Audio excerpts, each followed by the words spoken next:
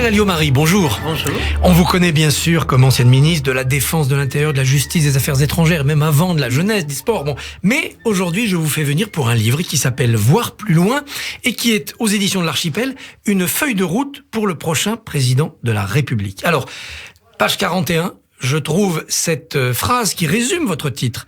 On ne peut gouverner sans que la vision des 10 ou 20 prochaines années n'éclaire chaque décision d'aujourd'hui. Mais j'ai envie de vous demander, dans un monde qui change tous les quarts d'heure, est-ce possible ? C'est possible, je dirais même que c'est nécessaire, parce qu'il convient effectivement de remettre les décisions que l'on prend aujourd'hui dans une perspective qui soit plus large.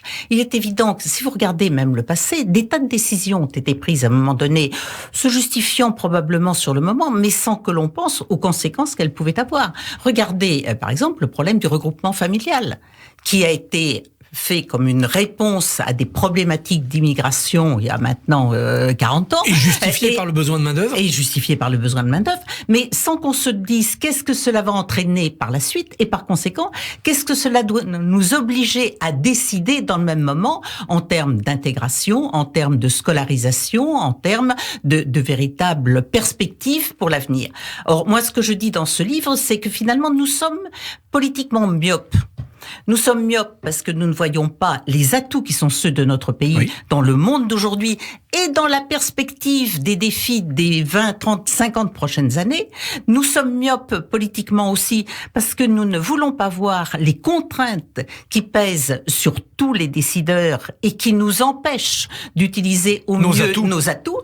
Nous sommes politiquement myopes parce que nous ne voyons pas suffisamment devant nous, mais nous ne voyons pas non plus autour de nous. Et regardez ce qui se passe aujourd'hui, par exemple en Ukraine, qui est intervenu depuis la parution de ce livre d'ailleurs. J'ai écrit le livre avant en mettant en garde contre les risques effectivement d'une insécurité, en rappelant que la paix n'était jamais définitivement acquise, même sur notre continent.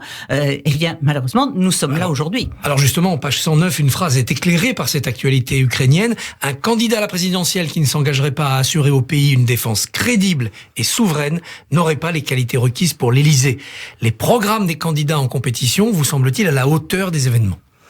Écoutez, tout le monde se rend compte que non. Et encore, la France est le pays qui, dans la grande tradition gaulliste, finalement, est le mieux préparé en Europe. Ou le moins mal. Nous sommes la meilleure armée européenne, soyons clairs. Et nous sommes une des 3 ou 4 armées qui peuvent compter dans le monde. Compter dans le monde, qu'est-ce que ça veut dire ? Ça veut dire d'abord être capable de protéger ses propres citoyens, c'est le premier devoir d'un État. Être capable également d'aider ses amis dans le cadre des accords de défense que nous pouvons avoir et pouvoir peser aussi, parce que je le rappelle notamment vis-à-vis des Américains, c'est également parce que nous avons une capacité de défense qu'ils sont amenés à respecter et dont ils peuvent parfois avoir besoin sur certains théâtres, qu'effectivement, ils respectent aussi notre souveraineté, notre autonomie de décision politique. L'armée que vous avez commandée il y a à peine 20 ans, elle était plus puissante et plus opérationnelle qu'aujourd'hui ? Non, je ne crois pas que l'on puisse dire ça. Je pense que c'était d'abord une armée qui était en pleine mutation, puisque je suis arrivée juste à la fin de la conscription que Jacques Chirac avait décidé auparavant, en 95, qui s'est réalisée. Donc j'ai eu la dernière année finalement de la conscription, et donc c'est le moment où on est passé à une armée professionnelle. Une armée professionnelle avec des besoins d'hommes et de femmes de grande qualité, et ils le sont, avec également des besoins de matériel qui leur permettent d'exercer totalement leur mission. Et là, il y avait effectivement des problèmes. Il y avait notamment des problèmes parce qu'on avait voulu tirer les dividendes de la paix un peu trop tôt, comme l'avait dit Laurent Fabius, et que Lionel Jospin avait une attitude finalement assez restrictive. Trop budgétaire et pas suffisamment budgétaire en même temps, puisqu'il ne donnait pas les moyens nécessaires. Donc j'ai trouvé une armée qui avait de très très grosses difficultés, avec une loi de programmation militaire que j'ai refaite dans les 3 mois de mon arrivée à la demande de Jacques Chirac, et qui, je dois dire, est la seule qui jusqu'à présent ait été entièrement respectée, mais respectée parce que c'était un besoin absolu si nous voulions avoir des matériels simplement en état de marche, si nous voulions avoir les moyens matériels des opérations que nous engagions.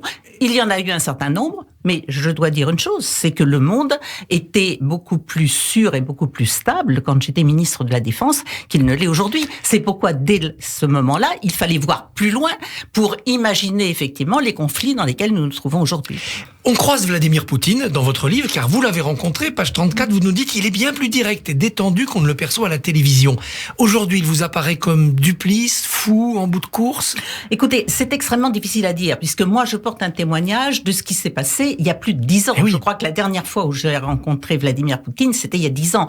Et en 10 ans, un homme comme une femme, d'ailleurs, sont susceptibles de changer. C'est vrai que déjà, à l'époque, il avait une certaine image, et ce dont je porte un témoignage simplement, c'est que pour l'avoir rencontré, le personnage me paraissait en décalage avec l'image de l'époque. Mais il y avait une table de 15 mètres de long entre vous, il était dans l'isolement ou c'était plus chaleureux? Non, il y a jamais eu de table de 15 mètres, même si je connais cette table, effectivement. Mais et j'y suis allée, je crois que la dernière fois, ça devait être avec Michel Barnier, donc ça doit remonter il écoutait une dizaine d'années. Mais il écoutait dès lors que l'on argumentait. Et il écoutait dès lors qu'il y avait un sentiment de respect de part et d'autre. Aujourd'hui, qu'en est-il exactement? Moi, je me réjouis que Emmanuel Macron continue d'avoir au moins un minimum de dialogue. Parce que vous savez, en termes diplomatiques, je crois que, et en termes militaires, le pire, c'est que quand il n'y a aucune voie de transmission d'informations et de dialogue. Parce qu'à ce moment-là, les gens se replient complètement sur eux-mêmes, et c'est là où on peut arriver à toutes les catastrophes, et vous voyez ce à quoi je fais allusion. Tout à fait. Autre mise en garde dans votre livre, page 117, aucun pays riche ne peut vivre en paix en face de continents qui meurent de faim. La guerre actuelle fait courir ce risque de famine, avec notamment la pénurie de blé. Que faire? Est-ce que la communauté économique francophone, que vous appelez de vos voeux, pourrait être une réponse économique au dialogue France-Afrique? Je pense effectivement que c'est une façon d'aller au-delà de ce que nous avons fait jusqu'à présent, au-delà de l'aide au développement. Ceci, c'est quelque chose qui a été certes utile, qui l'est peut-être un peu aujourd'hui, mais qui me paraît complètement dépassé. Ça me paraît dépassé à la fois dans l'ampleur matérielle, ça me paraît dépassé par rapport aux réalités où il faut aussi considérer l'Afrique comme un continent avec un potentiel humain, un potentiel énergétique, un potentiel alimentaire considérable. Et moi, ce que je propose effectivement, c'est que plutôt que d'avoir ce rapport de fort à faible, nous essayons ensemble, mais vraiment ensemble, de concevoir les réponses à ce que vont être les grands défis du futur. Dans ces défis, il y a d'abord le défi alimentaire. Nous allons le voir probablement plus rapidement que je ne l'avais envisagé encore du fait de la guerre en Ukraine et du fait des embargos qui se mettent en place. Mais il y aura également le défi de la santé, le défi de l'eau potable, le défi énergétique. Tout ça, ce sont des défis qui s'adressent à nous comme ils s'adressent à chacun des pays africains et que nous pouvons et que nous devons résoudre ensemble en trouvant ensemble les bonnes solutions. Pour la vie intérieure de la France, vous dites que le quinquennat requiert de faire voter dans les 2 premières années les réformes essentielles. Première question, est-ce que vous regrettez le septennat? Oui. Ça permettait plus je vais vous le dire. Plus loin, j'ai fait campagne. Ça a été quand je venais d'être élu à la tête du RPR. Ça a été le premier enjeu électoral que j'ai eu à faire. Je l'ai fait effectivement. C'était la volonté du président de la République. Je regrette aujourd'hui de ne pas m'y être opposé davantage. Il y avait des tas d'arguments qui étaient avancés après la cohabitation. On avait dit que c'était une façon d'éviter la cohabitation. En fait, je n'en suis même pas sûre. Et je pense effectivement que le quinquennat est probablement un rythme trop court. Rapide. On a voulu imiter les Américains et chaque fois qu'on essaie d'imiter, on se trompe. Alors, parmi les réformes qui doivent être adoptées vite, bien sûr, tout le monde parle des retraites, mais vous parlez aussi de la réforme de l'État, avec une proposition qui peut être socialement périlleuse. Un statut de fonctionnaire qui pourrait comporter l'interdiction de faire grève. Et si on ne veut pas de ce statut, on est simplement contractuel. Ça pourrait tendre les débats. Écoutez, je crois qu'il faut aussi dire un certain nombre de choses et revenir aux fondamentaux. Pourquoi est-ce que la fonction publique a été créée ? c'est-à-dire le statut de fonctionnaire. Il a été créé pour assurer à l'égard de l'ensemble de la population la continuité du service public. Qui dit continuité du service public exclut par la force des choses la grève. Maintenant, deuxième problème aussi, au départ, les fonctionnaires ont été là pour faire fonctionner l'État au sens strict. Nous faisons tous le constat que cet État a grossi, s'est attribué de multiples compétences et intervient dans tous les domaines.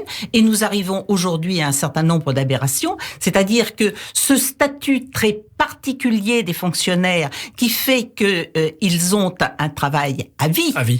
Ils ont un certain nombre de garanties qui leur sont données en contrepartie de devoirs à l'égard de la population. Ce statut aujourd'hui s'applique un peu à tout le monde et n'importe qui. Et je vous citais le cas effectivement de personnel dont le rôle est certes essentiel, qu'il s'agisse de mécaniciens, qu'il s'agisse de jardiniers ou autres, mais qui n'ont rien à voir avec ce qui est spécifique au fonctionnement de l'État. Une question à l'ancienne garde des Sceaux. Vous rappelez cette phrase de François Mitterrand à son dernier Conseil des ministres en 95 : « Veillez à ce que les juges ne viennent jamais interférer dans vos décisions politiques ». Est-ce que ce n'est pas remettre en question la supériorité du droit sur la politique ? Ce n'est certainement pas cela. Je crois que c'est là aussi revenir aux logiques qui sont inscrites dans la Constitution. Dans la Constitution, il doit y avoir la séparation des pouvoirs et je crois que c'est ça ce que rappelait François Mitterrand. Il l'a d'ailleurs écrit en dehors même de ses propos du dernier Conseil des ministres auquel j'ai assisté avec lui. Il s'agissait de dire chacun doit savoir ses responsabilités. Et d'ailleurs, n'oublions jamais que la justice est une autorité et non pas un pouvoir. Dernière question. Est-ce qu'un candidat ou une candidate dans cette présidentielle vous semble voir assez loin pour mériter votre vote et votre soutien? Écoutez, mon livre s'adresse à tous les candidats, absolument tous, parce que, comme je le dis, je pense que au-delà de nos destins personnels, ce qui compte, c'est le destin de la France, et que pour répondre au destin de la France, eh bien, il faut savoir voir plus loin. Mais alors où nous sommes, vous savez pour qui vous voterez ? Ah, je sais pour qui je voterai et je ne vous le dirai pas. Non, bien sûr. Et l'Union nationale, ça peut être un projet pour les temps difficiles ? Hormis les extrêmes. On en a souvent parlé. Je pense qu'il doit y avoir aussi un caractère de pragmatisme en la matière. L'Union nationale, c'est une très belle idée. En dehors de cela, je pense que c'est une réalisation bien compliquée. Michèle Alliot-Marie, Voir plus loin, c'est aux éditions de l'Archipel. Merci, bonne journée. Bonne journée.